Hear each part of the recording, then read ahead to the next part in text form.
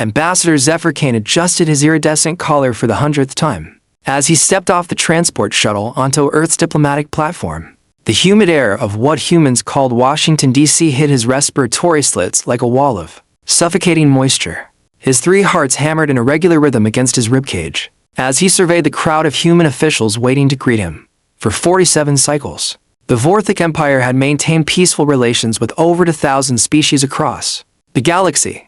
Their diplomatic immunity protocols had never failed.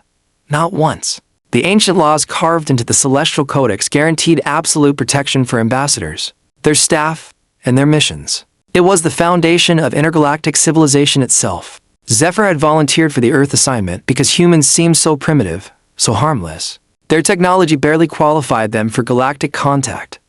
What could possibly go wrong? Sarah Martinez stepped forward from the human delegation, her smile bright and welcoming. She wore a crisp navy suit that made her look professional yet approachable. As Earth's Director of Interspecies Relations, she had spent months preparing for this moment. Ambassador Kane, welcome to Earth, she said, extending her hand in the human gesture of greeting. I'm Sarah Martinez. We're honored by your presence here. Zephyr studied her carefully. Humans were bipedal mammals with bilateral symmetry, their faces capable of extraordinary expression. This one's smile seemed genuine, but he had studied their species enough to know that human expressions could be deceptive. Still, protocol demanded courtesy. Director Martinez, he replied, his translator converting his harmonic tones into English. The Vorthic Empire looks forward to establishing formal trade relations with your world. Behind Sarah stood a tall, thin man with prematurely gray hair and intense brown eyes. He wore an expensive suit and carried himself with the quiet confidence of someone who had never lost an argument. This was Marcus Webb, senior partner at Webb, Carrington and Associates, one of Earth's most prestigious law firms. Sarah had insisted on having him present for reasons Zephyr couldn't yet fathom. This is Marcus Webb, Sarah said. He'll be handling the legal framework for our agreements. Marcus stepped forward with his own practiced smile. Ambassador Kane, it's a pleasure. I've been studying intergalactic law for months now. Fascinating stuff, really. All those protocols and procedures, the complexity is breathtaking. Something in the human's tone made Zephyr's third heart skip a beat. But he dismissed the feeling as nerves. Mr. Webb, I trust you'll find our laws quite straightforward. The Vorthic Empire has refined diplomatic processes over millennia. Oh, I'm sure you have, Marcus replied, his smile never wavering. In fact, I'd love to discuss some of the finer points with you. Perhaps we could schedule a meeting tomorrow. The formal reception proceeded smoothly. Zephyr was escorted to the gleaming embassy building that Earth had constructed specifically for alien diplomats. The architecture was a bizarre fusion of human aesthetics and what they imagined alien preferences might be.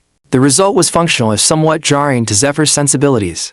His aide, a young Vorthic named Kylie Sen, helped him settle into his quarters. The embassy staff consisted of 12 individuals from various species, all operating under the same diplomatic immunity that had protected such missions. For thousands of years, the humans seemed eager, Kylie observed as she unpacked Zephyr's ceremonial robes. Her own collar flickered with nervous energy, cycling through colors that indicated uncertainty. All primitive species are eager when first joining the galactic community, Zephyr replied.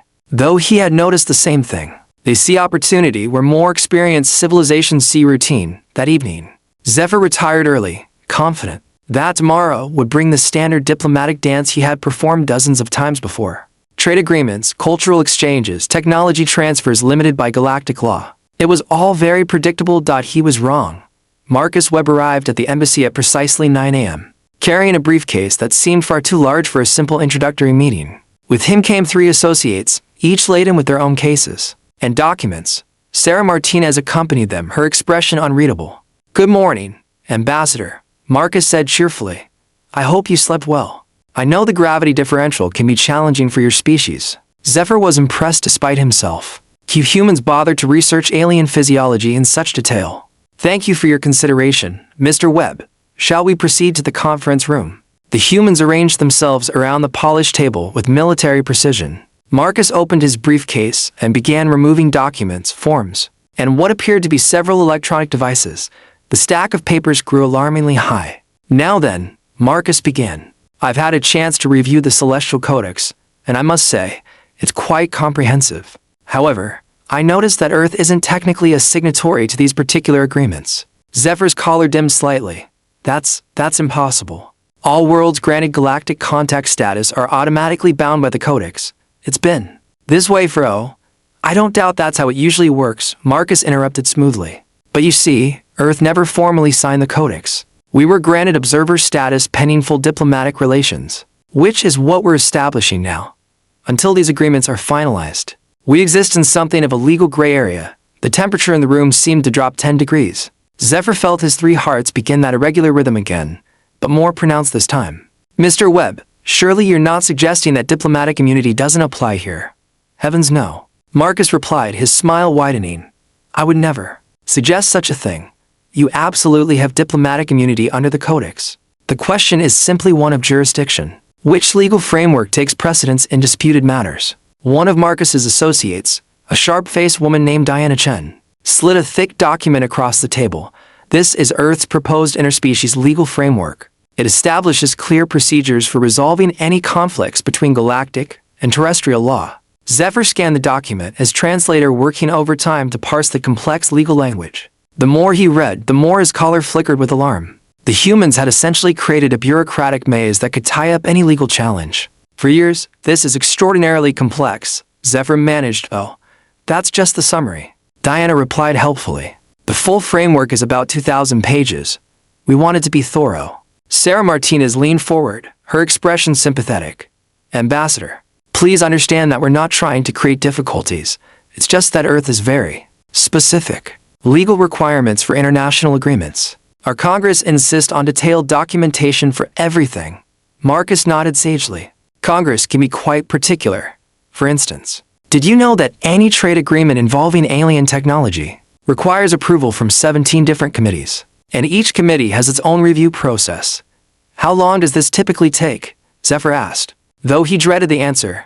Well, that depends, Marcus replied, pulling out another document. For standard trade agreements, we're looking at 18 to 24 months, assuming no complications. Of course, if there are disputes about intellectual property rights, environmental impact, or security implications, it could take considerably longer.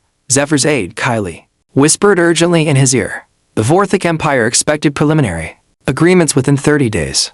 The Galactic Trade Commission had scheduled reviews based on that timeline. Delays could affect relations with dozens of other species. Surely there must be some way to expedite the process, Zephyr said. Marcus brightened considerably.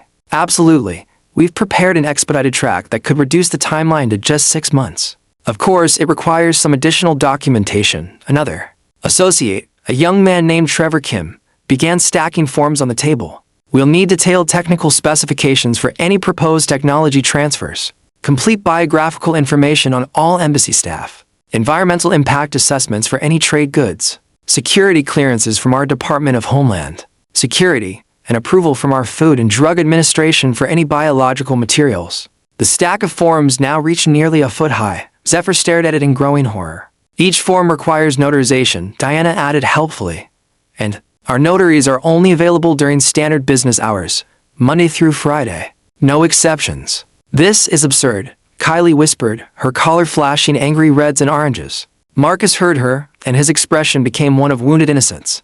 I assure you, these are all standard requirements under Earth law. We're not making exceptions. Just because you're from another planet, that would be discrimination, which is strictly prohibited under our legal system. Sarah nodded sympathetically. The ambassador is understandably frustrated, but we really are bound by our own laws. Congress was very specific about this. Over the following days, Zephyr found himself trapped in an increasingly elaborate web of human bureaucracy. Every form led to 3 more forms. Every requirement had sub-requirements. Every approval process required approval from another department. Marcus Webb proved to be a master of the system. He guided Zephyr through the maze with cheerful efficiency. Always helpful, always apologetic about the complexity. Always ready with another stack of documents that needed to be completed. I know this seems overwhelming, Marcus said during their 5th meeting, but think of it as an investment in the future. Once we have all the proper documentation, everything will proceed smoothly. Zephyr had begun to suspect that smoothly proceeding was not actually the goal. The humans seemed to take genuine pleasure in the complexity of their system. They spoke of regulations and procedures with the same reverence. Other species reserved for art or philosophy. In the Vorthic Empire, Zephyr said carefully, we value efficiency in diplomatic relations. Oh, so do we, Marcus replied immediately. That's why we've developed such detailed procedures. Efficiency through proper preparation, that's our motto. Diana Chen nodded enthusiastically. These forms prevent problems later. It's much more efficient to handle everything up front than to deal with disputes after the fact. Zephyr began to understand that humans had weaponized efficiency itself. They had created a system so thorough, so comprehensive, so unassailably logical that it was completely impossible to navigate quickly. The breakthrough came during the second week, when Zephyr finally lost his temper. He had been asked to provide, for the 7th time, documentation proving that he was indeed an authorized representative of the Vorthic Empire. The form was identical to 6 others he had already completed, but this one was required by a different department. This is intolerable, Zephyr declared, his collar flashing brilliant white with fury. I demand to speak with someone in authority. Immediately, Marcus looked genuinely surprised. Ambassador, I am speaking with someone in authority. You're speaking with the senior partner of the law firm handling your case. Then I demand to speak with your superior. Zephyr snapped. My superiors are my clients. Marcus replied calmly. And in this case, my client is the United States government, represented by Director Martinez. Sarah Martinez leaned forward with a concerned expression. Ambassador, is there some problem with the legal process? We want to ensure that everything is handled properly. Zephyr realized with crystalline clarity that he was trapped.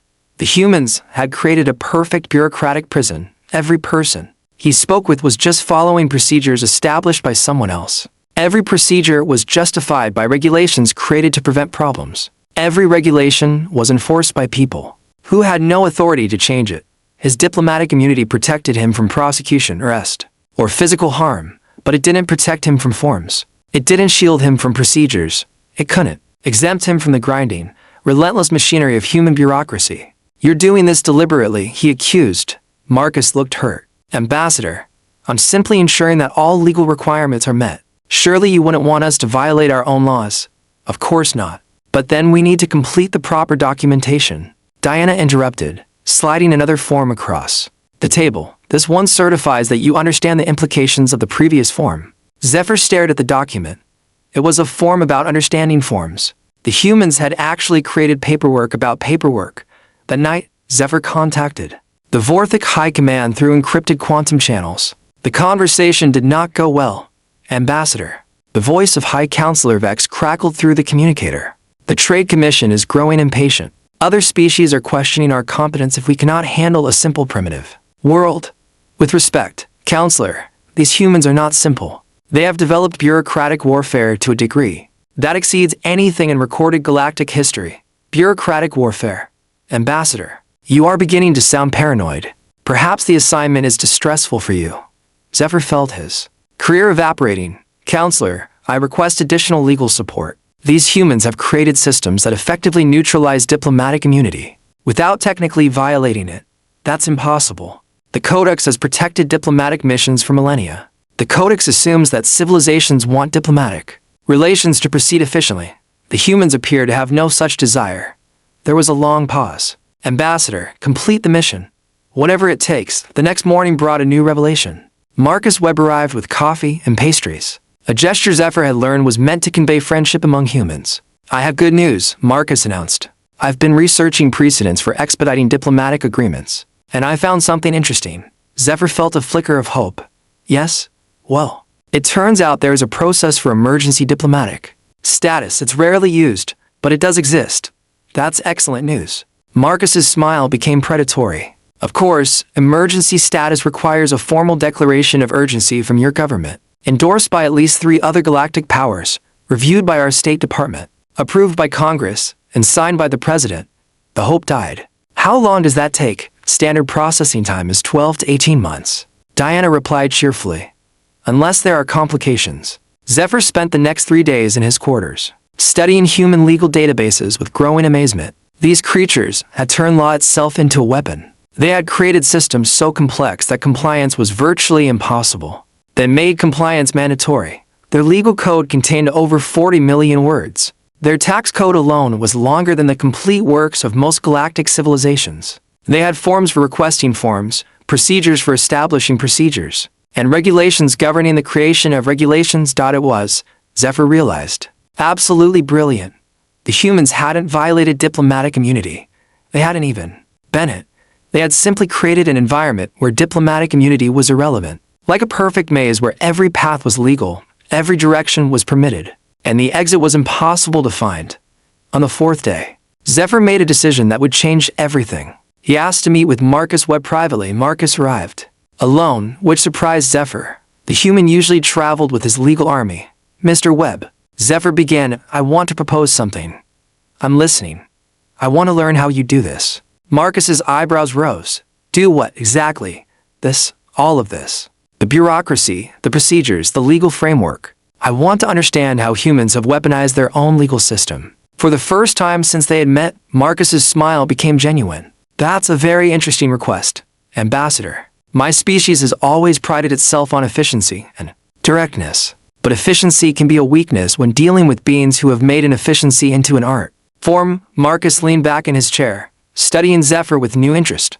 You know, most alien species that visit Earth are either fascinated by our technology or horrified by our chaos. You are the first one to recognize the elegance of our bureaucracy. Elegance, oh, absolutely. You see, Ambassador, what you're experiencing isn't accidental. American bureaucracy is the result of centuries of evolution. Every form, every procedure, every regulation exists for a reason. They're designed to prevent abuse, ensure fairness, and maintain order in a society of over 300 million individuals. Marcus stood and walked to the window, gazing out at the city beyond. But more than that, they're designed to level the playing field. In many civilizations, power comes from strength, or technology, or natural resources. In America, power comes from understanding the system. Zephyr felt a chill of recognition. You're saying that bureaucracy is your defensive strategy. Exactly. When a civilization is built on laws rather than force, those laws become your primary weapon. We can't match the military might of some galactic powers, and our technology is primitive by your standards. But we can create legal frameworks so complex that even the most advanced civilizations get lost. In them, Marcus turned back to face Zephyr, his expression serious. The Vorthic Empire expects to sweep in here, sign a few documents, and walk away with whatever trade advantages you want.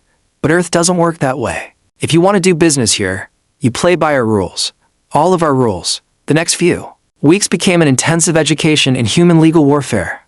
Marcus, apparently delighted to have found an alien who appreciated his expertise, began teaching Zephyr the deeper principles behind Earth's bureaucratic systems. The key, Marcus explained, is to never say no directly.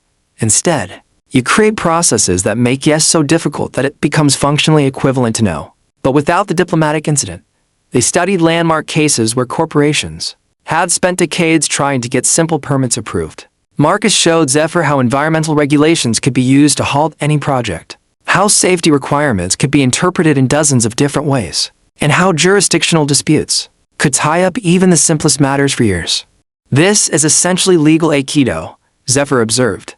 You use an opponent's momentum against them. Precisely. The more eager someone is to get something done, the more leverage you have. Their urgency becomes your advantage. Diana Chen joined several of their sessions, providing expertise in international trade law. She explained how Earth had developed separate legal frameworks for different types of agreements, each with its own requirements and procedures. The beauty of the system, she said, is that it's all perfectly legal and legitimate. Every requirement serves a genuine purpose. But when you combine them all together, they create an almost insurmountable barrier. Trevor Kim contributed knowledge of regulatory capture, showing how human bureaucracies could expand their own power by creating ever more complex systems that only experts could navigate. The more complicated we make things, he explained, the more valuable our expertise becomes. It's a self-reinforcing cycle. Zephyr began to see the human legal system not as chaos, but as a perfectly evolved organism designed for one purpose: control. These beings had discovered that the most effective way to dominate others wasn't through force or technology, but through procedures. His education accelerated when Sarah Martinez arranged for him to visit the Internal Revenue Service, the agency responsible for collecting taxes from American citizens. Zephyr spent an entire day studying their operations and emerged with something approaching religious awe. They've created a system, he told Marcus afterward, where every citizen is required to confess their income annually, calculate their own penalty for earning it, and pay that penalty voluntarily. And if they make mistakes, they're punished for the mistakes. But the system is so complex that mistakes are inevitable. Marcus nodded approvingly. Now you're beginning to understand. The IRS doesn't need to catch cheaters because the system makes everyone a potential cheater. The fear of making an error keeps people compliant. The breakthrough in Zephyr's understanding came when Marcus showed him the case files of several major corporations that had tried to challenge American regulations in court.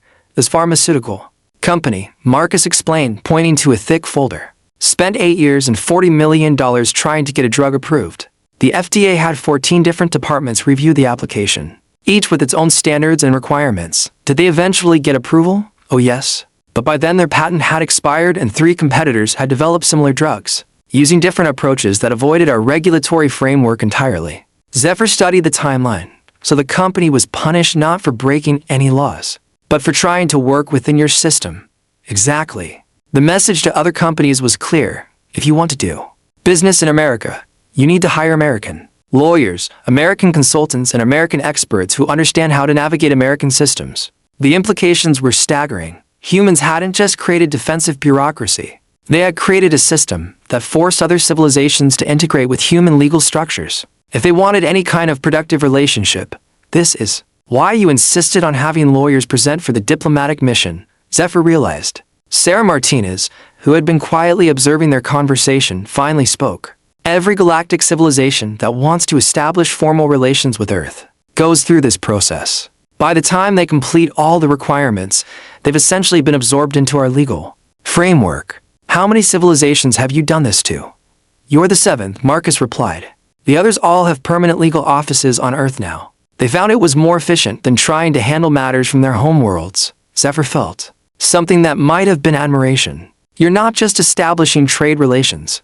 You're creating dependencies. We prefer to think of it as building lasting partnerships, Sarah said diplomatically.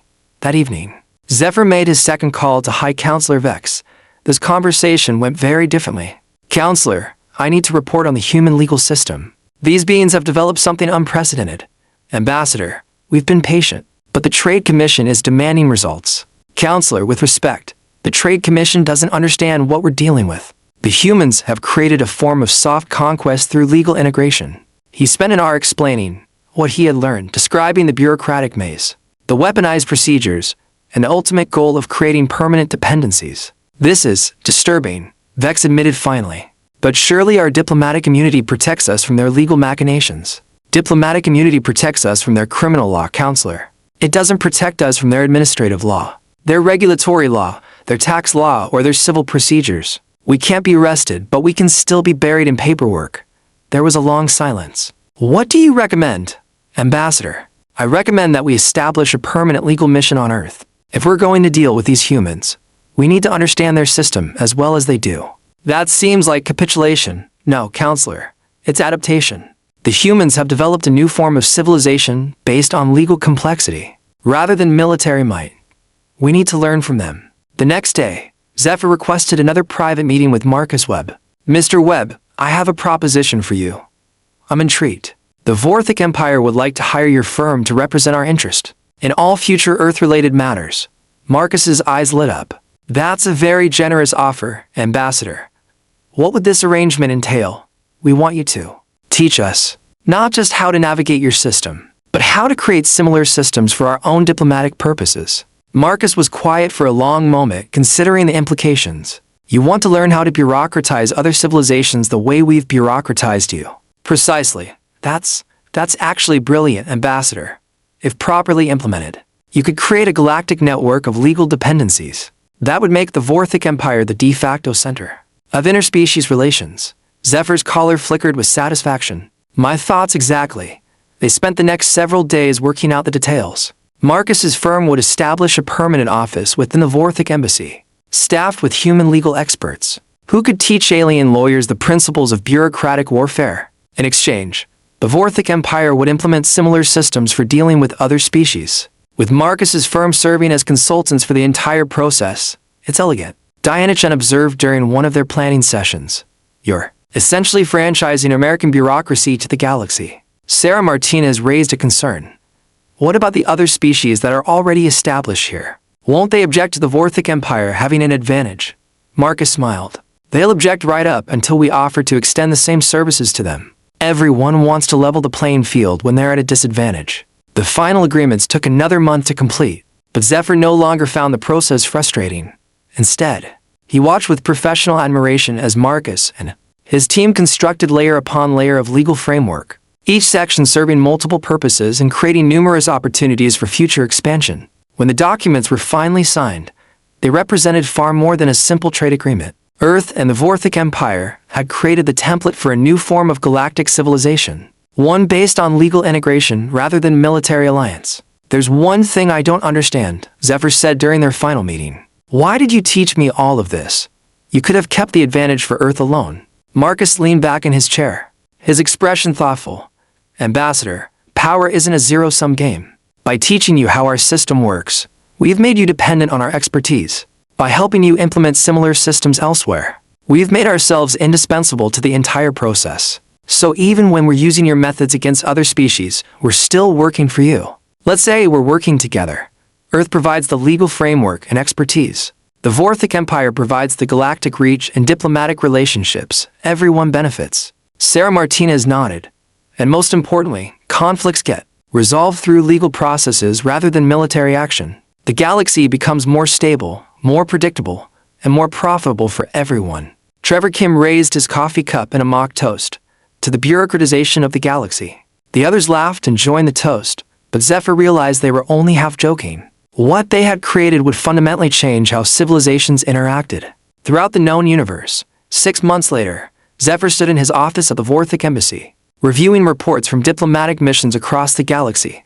The new legal framework had been implemented with 12 different species, each one requiring the services of human legal experts to navigate the increasingly complex web of interspecies regulations. His aide, Kylie, had become an expert in human administrative law and was teaching courses to other Vorthic diplomats. The Empire's diplomatic corps had tripled in size to handle the expanded legal requirements of their new approach to interspecies relations. "Ambassador," Kylie announced, "we've received a request from the Andromedans. They want to establish formal relations with Earth." Zephyr smiled. The Andromedans were a proud, ancient civilization known for their military prowess and disdain for legal complexity. "This would be interesting. Schedule a meeting with Marcus Webb," he instructed. "I think he'll enjoy this challenge." As he watched the city lights of Washington, D.C. through his window, Zephyr reflected on how much had changed. When he had first arrived on Earth, he had expected to encounter a primitive species that would be easily managed through standard diplomatic procedures. Instead, he had discovered a civilization that had evolved beyond the need for traditional power structures. The humans had created something far more sophisticated than military dominance or technological superiority. They had weaponized civilization itself. And now, with the help of human legal experts, the Vorthic Empire was spreading that weapon throughout the galaxy. Every species that wanted to participate in the new galactic economy would have to navigate the same bureaucratic maze that had initially trapped Zephyr. The difference was that now he understood the maze. More than that, he had become one of its architects. His communicator chimed with an incoming message from High Counselor Vex. The Trade Commission was so impressed with the results from Earth that they were considering making bureaucratic integration the standard approach for all new diplomatic contacts. Zephyr composed his reply carefully, using the precise legal language he had learned from his human colleagues. The message was clear, but it would require 3 different departments to decode and another to approve any response. He was learning to think like a human lawyer, and it was surprisingly enjoyable. A knock at his door interrupted his thoughts. Marcus Webb entered, carrying his familiar briefcase and wearing his characteristic smile. "Good evening, Ambassador. I understand we have a new challenge." "Indeed we do, Mr. Webb. The Andromedans are requesting diplomatic relations with Earth." Marcus's smile widened. "Excellent. I've been looking forward to working with a military-focused civilization. They should provide some interesting opportunities for creative legal framework development." "I thought you might say that. I've taken the liberty of preparing some background information on Andromedan legal traditions." Marcus opened his briefcase and began removing the usual stack of forms and documents. "Wonderful. Shall we begin designing their introduction to human bureaucracy?" Zephyr activated his holographic display, showing detailed files on Andromedan society, government structure, and diplomatic preferences. "I think you'll find them quite challenging, Mr. Webb. They pride themselves on efficiency and direct action." "Perfect," Marcus replied, already taking notes. "The more efficient they think they are, the more spectacular their introduction to our system will be." As they began planning the Andromedan diplomatic mission, Zephyr realized that he had found his true calling. He was no longer just a diplomat representing his empire's interest. He had become something new, a galactic architect of legal complexity. The humans had taught him that the most effective conquest weren't achieved through force or fear, but through the patient construction of systems so intricate and essential. That resistance became impossible. And now, with Earth's human lawyers as his teachers and partners, Zephyr was helping to build a galaxy where every species would eventually find itself enmeshed in the same beautiful, inescapable web of bureaucratic dependency. It was, he reflected, the most elegant form of conquest ever devised. Outside his window, the lights of Washington, D.C. twinkled like stars, each one representing another small part of the vast legal machine that had transformed him from a simple ambassador into something far more significant. A student of humanity's greatest invention, diplomatic immunity had indeed worked, protecting him from harm just as the ancient laws promised. But the humans had shown him something far more valuable than protection. They had shown him the power of making immunity irrelevant, through the simple expedient of making compliance so complex that freedom became indistinguishable from captivity. And tomorrow, they would begin teaching the Andromedans the same lesson.